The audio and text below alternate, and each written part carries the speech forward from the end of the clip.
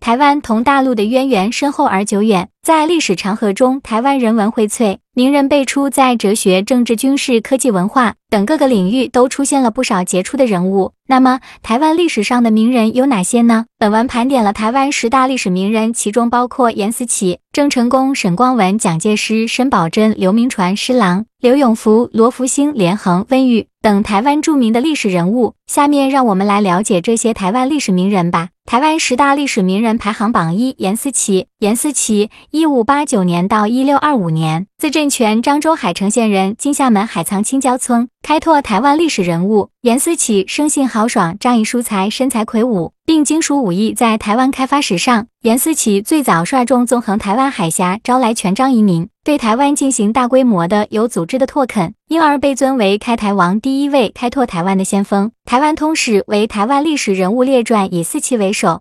三毛。三毛本名陈平，中国台湾当代女作家、旅行家。1967年先后游学西班牙、德国、美国。1976年5月出版第1部散文集《撒哈拉的故事》。1982年回台后任中国文化大学中文系副教授。1991年1月4日逝世，终年47岁。其代表作有《哭泣的骆驼》《温柔的夜》《梦里花落知多少》《雨季不再来》等3。郑成功。郑成功本名孙，又名扶松，字明眼，大木，明末清初军事家、抗清名将、民族英雄。因蒙隆武帝赐明朝国姓朱，赐名成功，并封忠孝伯，世称正赐姓郑国姓国姓爷。又因蒙永历帝封延平王，称郑延平。1662年击败荷兰东印度公司在台湾大员的驻军，收复台湾，开启正式在台湾的统治。郑成功收复台湾不久，突然暴病而亡，年仅38岁。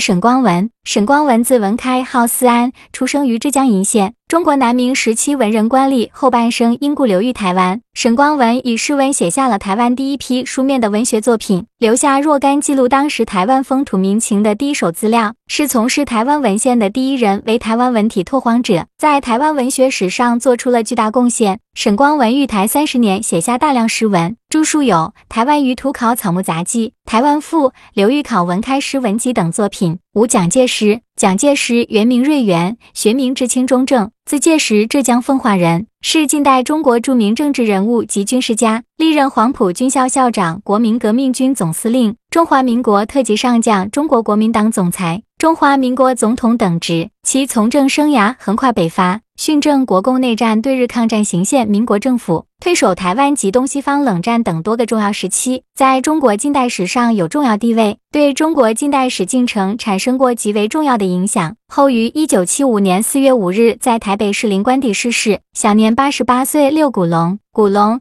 ，1938年6月7日到1985年9月21日，原名熊耀华，籍贯江西南昌，中国著名武侠小说家，新派武侠小说泰斗，毕业于台湾淡江大学。古龙把武侠小说引入了经典文学的殿堂，将戏剧、推理、诗歌等元素带入传统武侠，又将自己独特的人生哲学融入其中，使中外经典融铸一炉，开创了近代武侠小说新纪元，并与金庸、梁羽生、温瑞安并称为中国武侠小说4大宗师。古龙的小说作品有《流星》《蝴蝶》《剑》《萧十一郎》《楚留香传奇》等等。其沈葆桢。沈葆桢1820年到1879年，原名沈振宗，字幼丹，福建福州人，晚清时期重要大臣、政治家、军事家、外交家、民族英雄，是中国近代造船、航运、海军建设事业的奠基人之一。沈葆桢1866年首任总理船政钦差大臣，主持船政9年，功绩显赫。1874年，他又以钦差办理台湾等出海防监理各国事务大臣身份，渡海辅台，挫败外敌占领台湾的阴谋。他巩固台防，开发台湾，为台湾发展做出贡献。后担任两江总督兼南洋大臣，大力发展近代海军。